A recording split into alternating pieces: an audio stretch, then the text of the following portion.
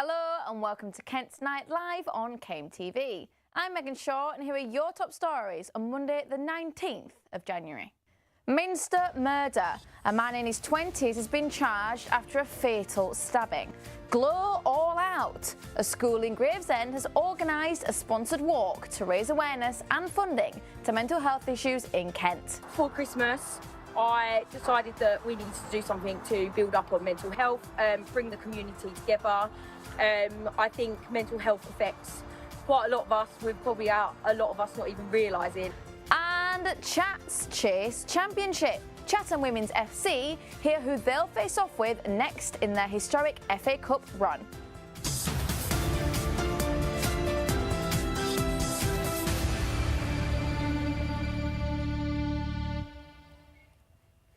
Our top story tonight. A 23-year-old man has been charged for the stabbing and murder that occurred on the Isle of Sheppey on Saturday night. The victim was in his 50s. Despite life-saving efforts, he was confirmed dead at the scene by paramedics. And senior reporter Drew Crossley sent us this report from the scene earlier today. Tim Hepworth has been named locally as the man who was killed in a fatal stabbing which took place here in Noreen Avenue in Minster on the Isle of Sheppey. He was in his 50s and was killed just a stone's throw away from his home. He is thought to have been attacked around 6:30 p.m. on Saturday. Residents told me that they had heard a commotion around that time and the police were called. Alongside officers, paramedics and a fire engine were sent to the scene. One witness said that there was around 12 emergency service vehicles in the street at the time of the incident. Another said that there were masses of police cars here. Life-saving efforts were made, including one from one resident, I've been told, who jumped out of her car to try to save Tim. However, he died at the scene. During the police investigation, both sides of the road were taped off, as well as one of the alleyways that leads into the street. There were sniffer dogs, forensics and unmarked police cars. The road was reopened around about 9 or 10 o'clock last night. There's been tributes left for Tim at his doorstep, including floral tributes, so bunches of flowers, as well as written notes. Shortly after Tim's death, police arrested a man, and today the force confirmed that 23-year-old William Hepworth from Alma Road in Sheerness has been charged with murder. He is set to be in Medway Magistrates Court later today. It's understood that the person who killed Tim and Tim knew each other. I've been door knocking today down in Noreen Avenue, talking to witnesses and residents, and there is a sense that a lot of people actually saw what happened or saw the emergency services turn up here later on, as many were in their homes, either watching TV or sitting around. It's January, it's cold, and not many people are going out. So there were a lot of witnesses or people who were watching the events unfold. One told me how they were shocked by it all, by the horrific attack and by something happening so close to home. Another said it was like watching a movie with all the emergency services piling in and lights going in, blue lights illuminating their whole room. Next, a woman from Gillingham is accused of stabbing her neighbour in the head over a row about noise. Helen Tilcock is said to have left Sarah Hodges, with grave and threatening knife wounds after an argument in the garden of their shared property. She appeared at Maidstone Crown Court for the first time on Thursday, where she denied the charges of attempted murder and wounding with intent to cause grievous bodily harm. And reporter Chloe Brewster is here with me now to tell us more about the case. So, Chloe, tell us, so what do we know so far? So Helen Tilcock is 42 years old and she shared a property with the victim on Barnsole Road, Gillingham. The court heard that Helen had a volatile attitude towards the victim. They lived together, they didn't quite get on. She'd actually texted her landlord under a month before the stabbing, saying that Sarah was a nightmare, adding that she wanted to kill her. Just 12 days before the alleged attempted murder, the court saw more messages from Tilcock to another contact describing the victim in a derogatory manner. Jurors heard the prosecution's case, which was that Tilcock attacked her neighbour with ferocity and with an intention to kill. But they heard the argument had erupted after Tilcock was confronted by the victim over banging of doors in the early hours of July 20th. Tilcock does deny the charge. There's charges of attempted murder and wounding with intent to cause grievous bodily harm. She argues that she actually acted in self-defence. The defence argued that the victim had acted in an angry and raging manner, suggesting she had overpowered Tilcock in the garden, something the victim does deny. And you've told us what the court heard there, so also tell us, what was the impact on the victim there, Chloe? So thankfully the victim did survive the attack. She suffered multiple stab wounds to her scalp, temple, ear, nose, upper chest wall, left shoulder, arm and underarm, as well as defensive injuries. She says the argument began after Tilcock arrived home with the victim shouting about loud noises before the argument escalated. She was taken to King's College Hospital in London for treatment. I see. Thank you, Chloe. And also there was CCTV footage that was played to the court. So what did that show? So after the alleged attack, Tilcock had been taken to the basement of a flat to chill out, but when the police arrived to find her, she had actually disappeared. She's seen here, just in this video, actually hiding in a cupboard from police. Absolutely. So thank you so much, Chloe, for bringing us that story and for telling us what the court heard, and we'll obviously keep up to date with that one as more continues. Next, this morning, South East Water confirmed that hundreds more homes across Kent have had their water supply restored. This comes after a hectic weekend in Maidstone, where an electrical fault was said to be the reason behind surrounding villages such as Linton and Harrietsham suffering from an outage. And earlier today, I spoke to Councillor Stuart Jeffrey to find out more about this. People have been really badly affected. We've had, 4,500, 5,000 maybe homes, particularly in the villages, without water. At various times, it's been on and off for about 9 days. Businesses affected, vulnerable people not able to, not having any water, not being delivered water, and just appalling communications from South East Water. It's been just utter chaos. Absolutely, and I think a lot of the chaos is that, as you said, sometimes it's difficult to know what areas of the county have had their water back and what areas hadn't. So this morning we did hear from South East Water, and they said that hundreds of homes across Kent, including those properties in Linton and Harrietsham, had had their water returned. So after over a week of disruption and kind of on and off, how does this make you feel? I mean, there's clearly an underlying problem with South East Water. Their infrastructure has not been invested in, has not been supported, and is not currently fit for purpose. So they're running around making repairs. We get a variety of excuses, whether it's electrical problems, burst mains, or just and the inability to supply enough water locally. So one of the key things that started this was the pumps being turned off from Sussex, where apparently we get a large amount of our water from because there isn't enough rainfall in Kent. So a variety of issues coming together that basically say to me, South East Water have not invested in their infrastructure, not kept it live, not kept it up to date, and now we're suffering as a borough as a result of this. Absolutely, and we saw last week that Ofwat, that's the water regulator, has launched an investigation into South East Water. So do you think this is a strong enough response to the problem, especially when there have been no Labour MPs across Kent that have kind of asked for the resignation of the CEO, David Hinton? It's a good first start in terms of a response.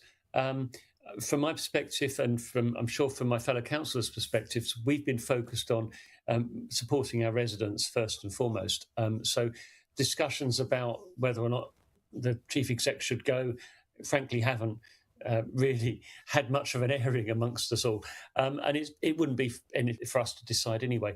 Personally, I'd like to see South East Water be brought back into public hands so that it becomes truly accountable to the people, and so it can get the investment that it so desperately needs.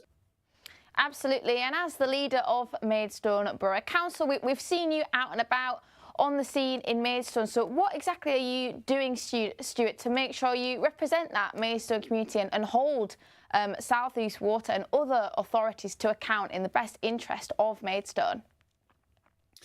So I think we've got a meeting, the Kent leaders have got a meeting with South East executives in a couple of days' time.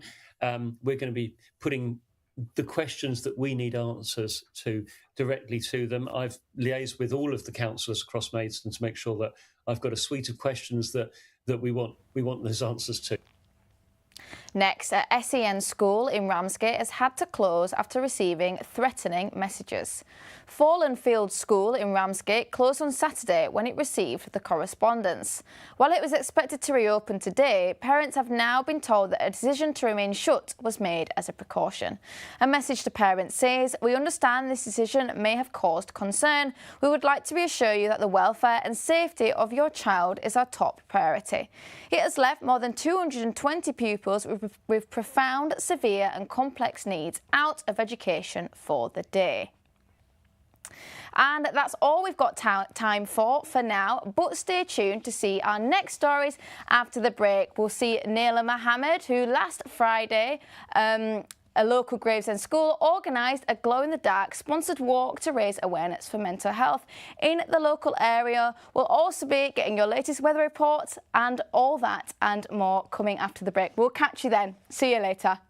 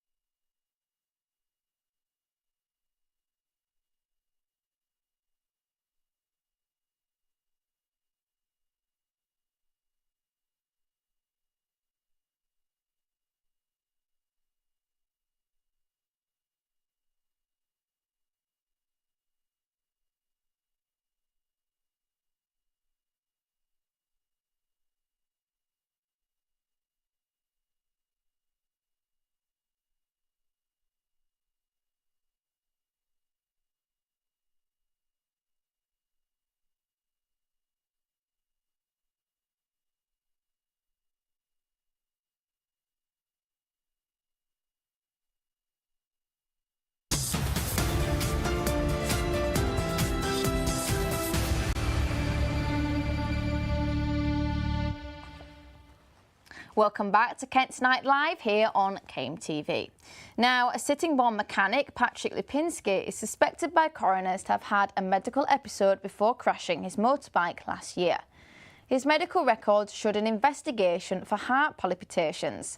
Mr Lipinski died on August 23rd after veering off Lansdowne Road during a ride with his father, Marcin Lipinski, who rode beside him. The 25-year-old sustained several injuries after careening left off the carriageway into a drainage ditch, crashing into a wall amongst foliage. A court witness said Mr Lipinski hadn't been recklessly driving, nor did investigators find mechanical faults with his bike. Next, a 34-year-old woman from Ashford has been forced to have a full hysterectomy as a result of a cervical cancer diagnosis. Chantal Lopez had been holding off the smear test that uncovered the disease last May. When she went ahead with the test, abnormal cells were found in her cervix, despite not having previously experienced any symptoms. When faced with three choices, which were to remove part of her cervix, remove her uterus, or have a hysterectomy, she went with the lattermost, had a hysterectomy and had her ovaries taken. Ms Lopez had a 10-week recovery period after the operation, which was done at QEQM Hospital in Margate in September. All women aged 25 to 64 are invited for a cervical screening every 5 years. Next, on Friday evening, a school in Gravesend organised a sponsored walk to raise awareness of mental health struggles in the community. Hosted for free at the local cycle park, the event saw hundreds of people in attendance, all dressed for the glow-in-the-dark theme. Our reporter, Neela Mohammed, went to the event to find out more, and a quick warning, this piece contains flashing images. 5, 4, 3, 2, 1, let's go! This was the moment that hundreds of people walked for mental health awareness in Gravesend. Organised by the Shears Green Junior School, this sponsored walk raised funds for mental health awareness and support services in the community. And the theme? Glow in the dark. But how did this come about? Well, earlier in the day, I spoke to the woman behind it all. Just before Christmas, I decided that we needed to do something to build up on mental health, bring the community together. I think mental health affects quite a lot of us, with probably a lot of us not even realising how much it affects everyone, especially like children as well. So I just really wanted to put something together. So when I spoke to Matt, our head teacher, and said, look, why don't our staff do like a sponsored walk? And he was like, yeah, I think that's a great idea. And then it started off something so small. And tonight we are here at the Cyclone Park. People of all ages turned up to walk as many laps as they could around the circuit, with Hannah saying that mental health awareness should start from a young age. If you work with them now and work with how to express their feelings and be able to even get parents to be able to have that conversation, because I think it's quite hard, and I think some parents might not know how to tackle some of the conversations. Some of the kids might say things but they might not quite understand what it actually means. So to just open their eyes to what it means now, and then hopefully we can stop them from going through life and struggling more when they are older. The walk was hosted at the Cycler Park, who say that community events like this are vital. So it's really important to have events like this to raise awareness, to put profile on the fact that there are such high levels, but also to try and help people find solutions to this as well. It was an evening of face paints, glow sticks, music, and even a group workout. Touches, let's go. Step, step, that's it. Give it a little dance. Come on. Let's see those hips move. Hundreds of people have shown up here to show their support to the sponsored walk here at the Cycle Park. All of them here to help raise awareness to the mental health crisis that's here in Kent. In fact, Kent has some of the highest mental health cases across the entire country, which is why organisers say community events like this are just so important. In fact, every penny gained here tonight will be going to various mental health charities, both on a county level and nationwide. For many here today, every step taken was a reminder that mental health matters and that no one has to walk the journey alone. Neela Mohammed for KMTV in Gravesend. And we're joined by Neela in the studio now. So Neela, we saw definitely a very colourful event there. So what was it like? It was absolutely brilliant. I mean, the energy was there from the moment you arrived to the moment that you've left. It was just vibrant, full of atmosphere. Everyone was passionate about the reason they're there, which is to obviously raise awareness for the mental health situation in Kent. And you can see some images on the screen now. That's just them doing a little pre-workout ahead of the walk. It was just loud, music was playing, had a DJ, and it was just a really good environment to be in. I mean, you can see the photo on the screen I have next to me here. I was stood on a bridge taking this photo, and the atmosphere was just so big and loud that the bridge started vibrating. It's the only way that I could describe it. And I think it was just really great to see the community band together like that for a cause they really clearly care about, to such an extent that they decide to fundraise for it. Absolutely, we can definitely see all ages here, so everyone far and wide from in and around Gravesend did show up there. So this obviously is about mental health awareness. So can you tell us a bit more about the state of mental health cases across the county here in Kent? Well, compared to the pictures we've seen so far, the picture of the state of the mental health is so much more stark. I mean, the latest stats from the Kent Public Health Observatory just shows that there's a rising demand for support, a rising demand for services to help support those who are struggling with mental health crises at the moment, particularly amongst children between the ages of 8 and 16. You're seeing demand and more often the recognition as well of mental health issues within that kind of generation becoming a lot more prevalent. And there's also a longer wait time for support as well. I mean, there's not enough staff at the moment to deal with the demand or to cope with the demand that's there at the moment. And there's a lot of stigma around mental health as well at the moment as well for lots of various reasons. I mean, it was only in the last couple of years that over 300,000 people diagnosed with depression, and if you combine that with the waiting times, you can see why it's so stark. Absolutely, Neil. Thank you so much for joining us there and for bringing us that story. Now, let's take a look at the weather.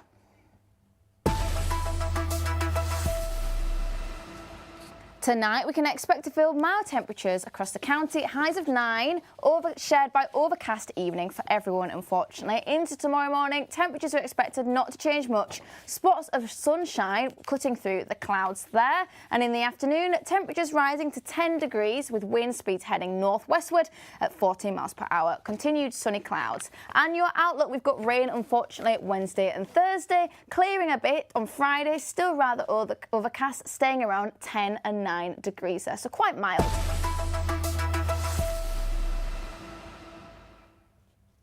And on that topic, the sun might not be with us in Kent, but for a Rainham ice cream man, he's got his hopes on scooping the prize at Mobiler of the Year award.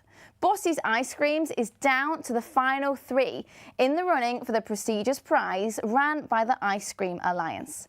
For Steve, this is another victory in his 5 short years serving frosty treats after mingling with A-list celebrities at his Canary Wharf pitch. And last week, I caught up with him to find out more about him and his infamous 99 flakes. We all might love a 99 flake, but Rainham's Steve Hawkins might be on the edge of having the #1 ice cream van in the country. And you might think this is impressive enough, but the Medway favourite Bossie's Ice Creams is also relatively new to the scene. Steve, or Bossy to go by his childhood nickname, is down to just one of 3 finalists in the Ice Cream Alliance's Mobiler of the Year Awards. So in lockdown, I'm indoors with my wife and children, and we had an ice cream man come down our road. And lo and behold, I know the boy, whose family, Italian family, that have done it for generations. And on his second visit, a couple of weeks later, he said to me, look, I don't know what's making me feel to say this, and I've never said it to anyone. Would you like to come and learn the industry? And I know in the ice cream industry, it's normally a family-run business. It's hard to sort of get into and break through. So I jumped to the opportunity because them doors, you know, don't open and close very often in life. With his 5 short years as an ice cream man filled with meeting A-list celebrities and breaking records by being the first to hold an ice cream licence in Canary Wharf, this would be the cherry on top of an already mega Sunday. So yeah, very excited. This year happens to be the most entrants have gone in, and got an email and a phone call about 2 weeks ago to say congratulations, you're down to the final 3, which is an honour just to get to the final 3, because for some, you know, I've only been doing ice cream, like I say, 5 seasons. yeah, I'm over the moon. I can't, you know, believe how excited I am about it. And while the winner might not be announced until March, Steve is already looking further into the future to see what it has in store for bosses. So the next step is we've got opportunity to have pitches in Malta, and further afield, who knows, we could be in Dubai. That's the dream. We're going to keep going, basically. We're not going to just hold back and stay. Listen, we love Medway. It's where we started. We'll always be part of Medway. Because listen, I love the street work because they're the people that sort of support you. So that's number one. But yeah, we're going to try, and if we can build, then we will. With the intense interviews as part of the competition decider looming, and another pioneering electric ice cream truck on the way, let's just hope Steve hasn't bitten off more than he can chew. Megan Shaw for KMTV in Raynham. That one definitely made me feel a bit hungry. Now it's time for another break, but join us afterwards as we've got plenty more. We'll be revisiting our top story, where a 23-year-old man has been charged for the stabbing and murder on the Isle of Sheppey. Chloe Brewster will also be bringing us a story about a call from Labour MPs to follow in Australia's footsteps to impose a ban on under-16s access to social media. We'll also be chatting with the residents of Rochester about Blue Monday and whether they consider the third Monday of January to be the most depressing day of the year. We've got plenty more coming up, so stay where you are and we'll catch you later.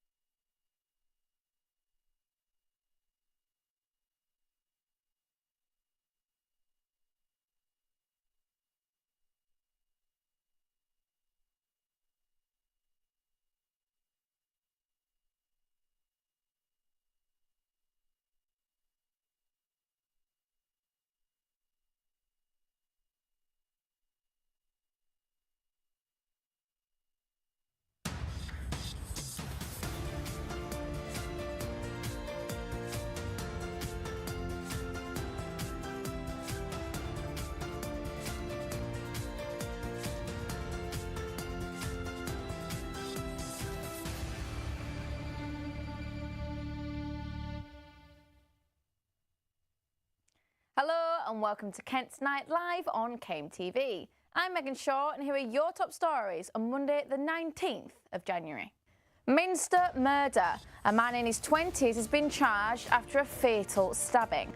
Glow all out. A school in Gravesend has organised a sponsored walk to raise awareness and funding to mental health issues in Kent. For Christmas, I decided that we needed to do something to build up on mental health, bring the community together.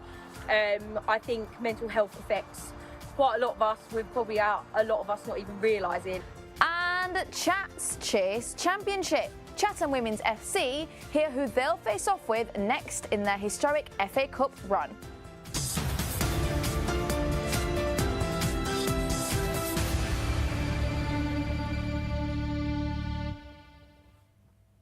But first, our top story. A 23-year-old man has been charged for the stabbing and murder that occurred on the Isle of Sheppey on Saturday night. The victim was in his 50s, and despite life-saving efforts, he was confirmed dead at the scene by paramedics. Senior reporter Joe Crossley sent us this report from the scene earlier today. Tim Hepworth has been named locally as the man who was killed in a fatal stabbing which took place here in Noreen Avenue in Minster on the Isle of Sheppey. He was in his 50s and was killed just a stone's throw away from his home. He is thought to have been attacked around 6:30 p.m. on Saturday. Residents told me that they had heard a commotion around that time and the police were called.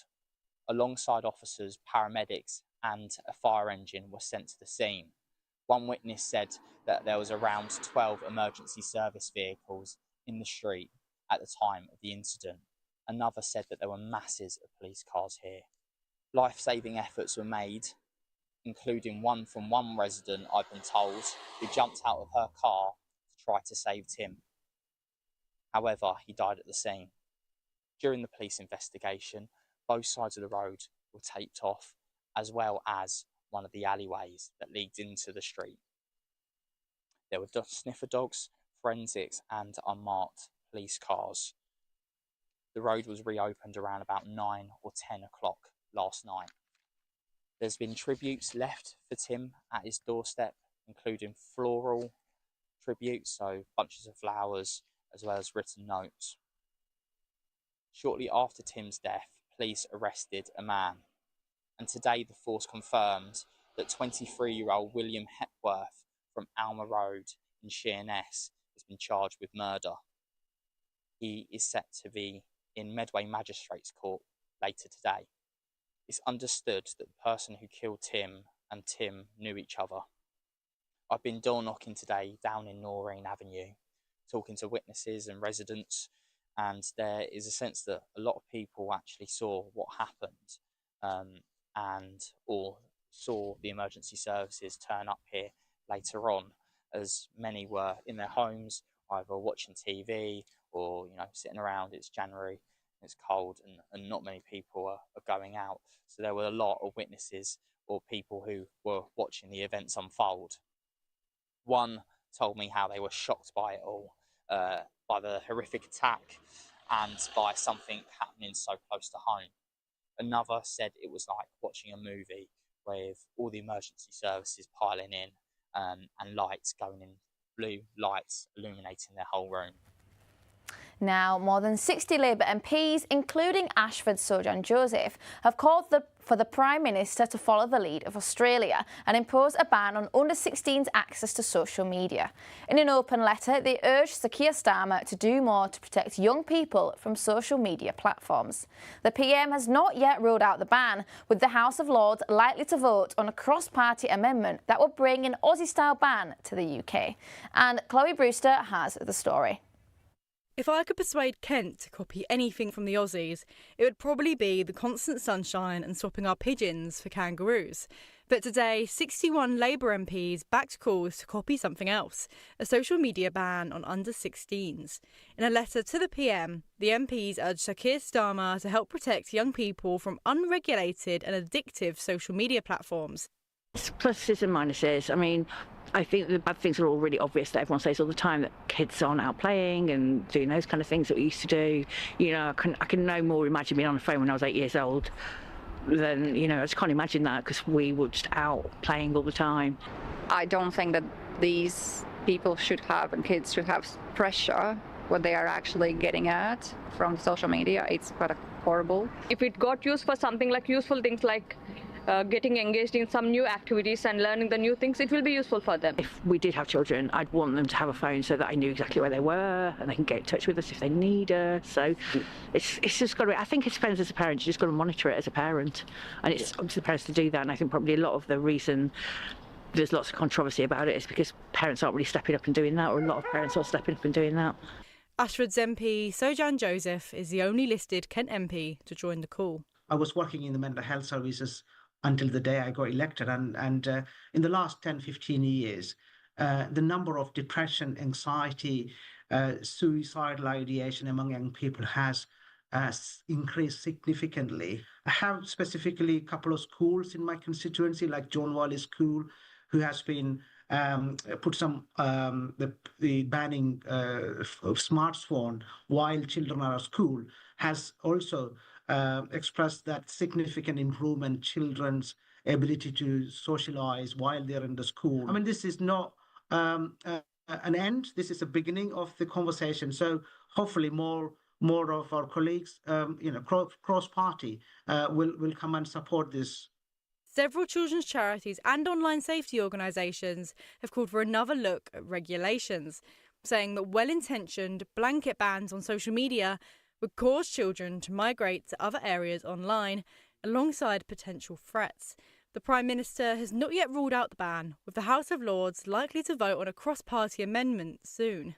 Whether you agree children would be better off without their socials or think these skills are now fundamental to modern life, eyes will be on our warmer counterpart for the success of the scheme.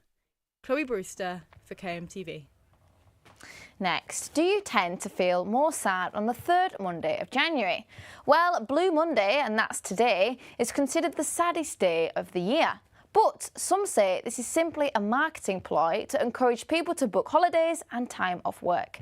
Earlier, we took to the streets of Rochester to find out public opinion and if Blue Monday is a legitimate phenomenon or a business marketing strategy. Well, the holiday blues is something that you want to go back to holidays, right? So the Blue Monday would be something that you just don't want to do work, most likely. You're willing not to work, right, basically.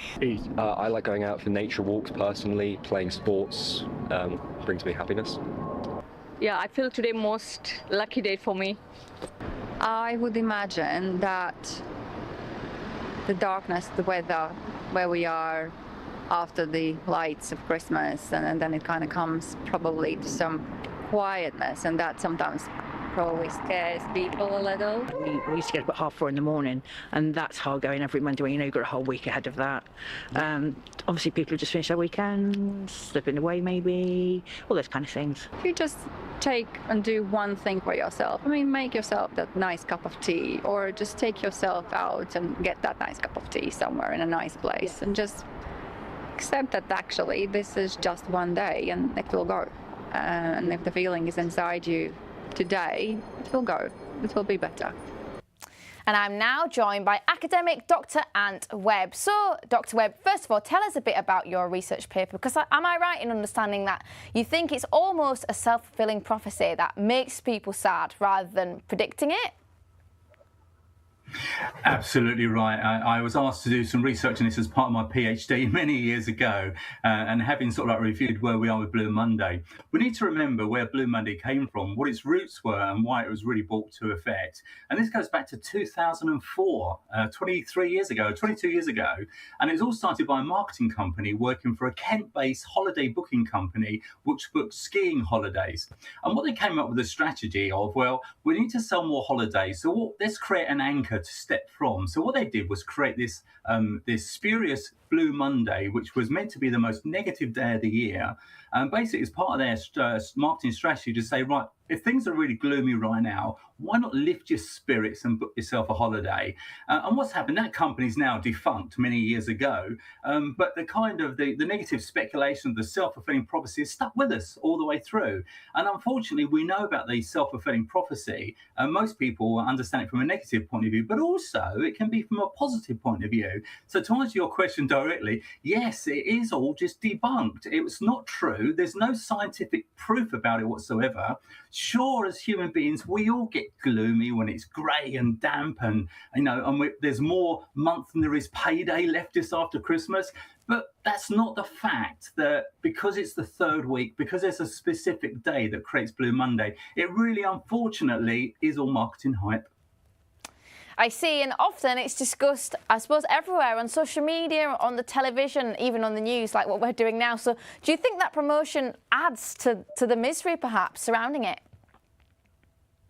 Do you know what? You're absolutely right. I'm a patron of Mind, Mid-Kent, and what we have is some concerns that, when people are constantly bombarded with negative messages about mental health and mindset, unconsciously, I understand, and this is something that we talk about, is that most people are unaware of what their unconscious mind is thinking and the decisions that it makes 95% of the time.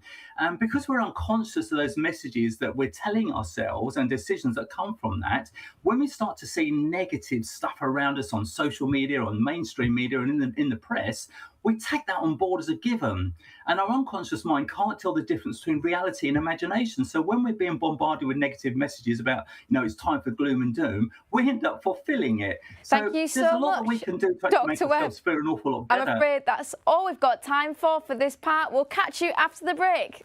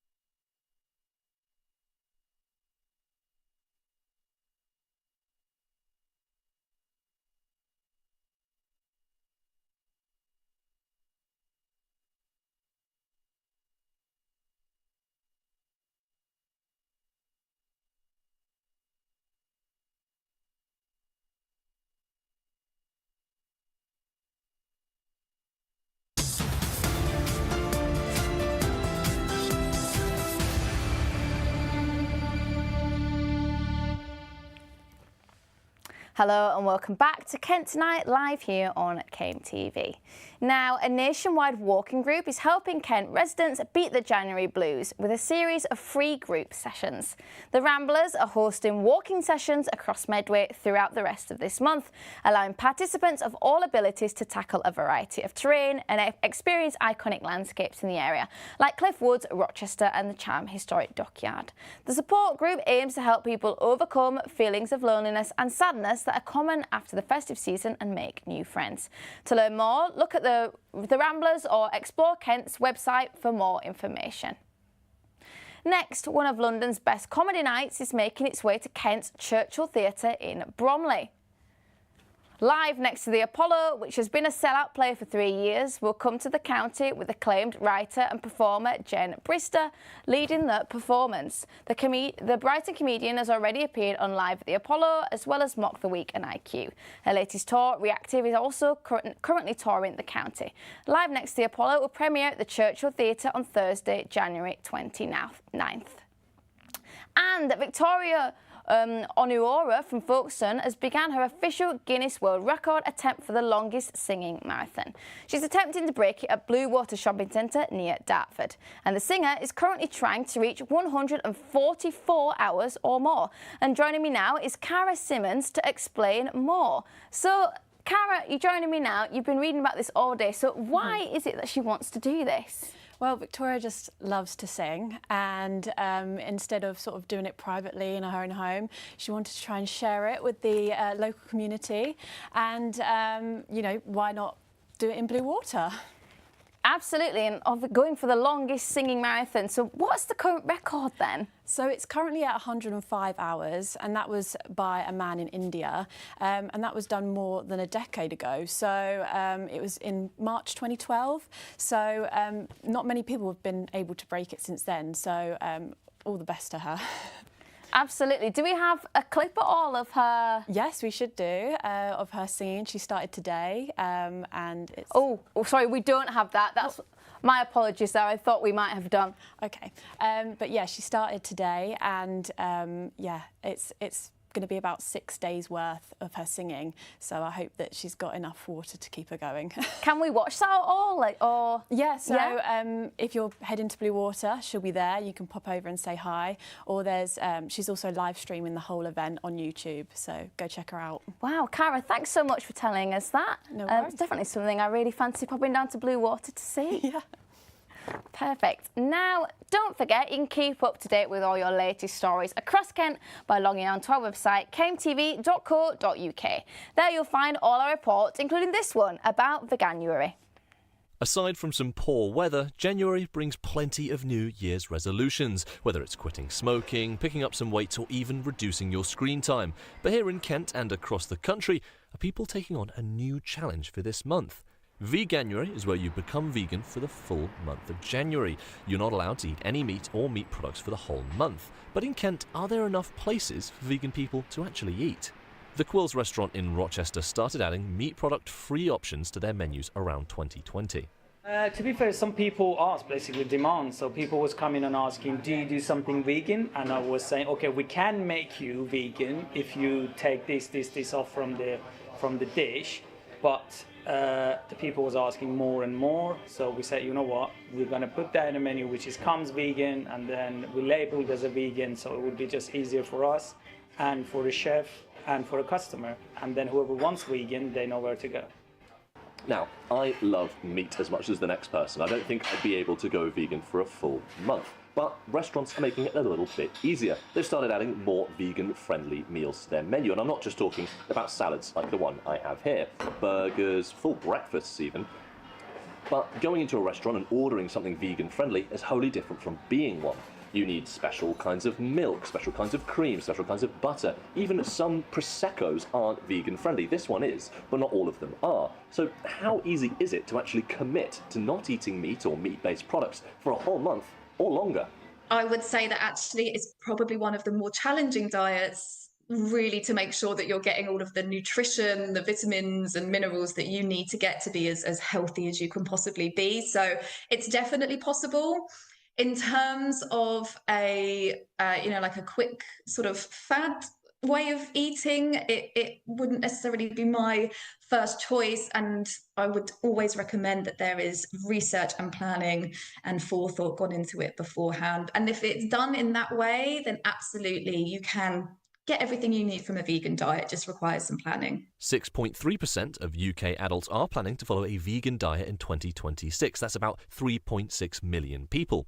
According to some new data, just less than half are already vegan by the new year, while 3.2% weren't, but have decided to make the transition. At the end of the day, while restaurants and shops are becoming more accommodating, it's up to us to see, can we stick with Veganuary as well as we stick with our other New Year's resolutions? Finn McDermott for KMTV in Rochester. And now, Chatham Town's women's team have had a historic run in the Women's FA Cup, booking themselves a last 16 spot on Sunday. They've defeated York City to get there and will be put into a draw for the next fixture alongside Tottenham, Man City, Liverpool, Manchester United and 14-time winners Arsenal. They took out Exeter City and AFC Wimbledon on the way and defeated Beaconsfield Town 6-0 away from home. The Chats have never been in the round of 16 before and will be hoping for a big draw, which will be taking place at 7 p.m. tonight. And right down there now, we've got Finn McDermott. So, Finn, I can see you there. Can you tell us a bit more about the atmosphere? What's it like down there?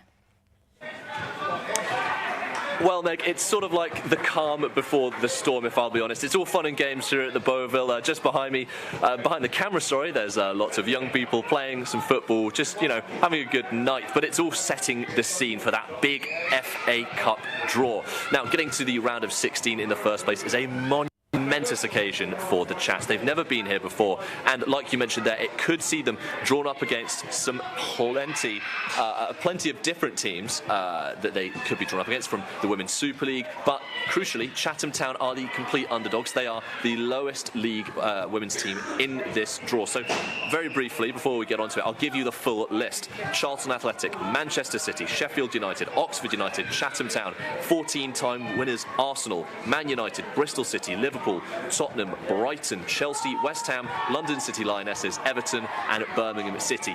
Those are some of the teams, those are all of the teams in fact in the draw. Some of those could be drawn up against the Chats, and the Chats will be hoping for a big team that they could get. So yeah, it's definitely an interesting atmosphere. It's all very tense here. Absolutely, I can definitely feel the rowdy atmosphere there, and I'm no football aficionado like yourself, and I recognise some of those big teams that they're going up against, which must feel monumental. So, start us at the beginning. Can you tell us about Chatham's journey and to where they are now?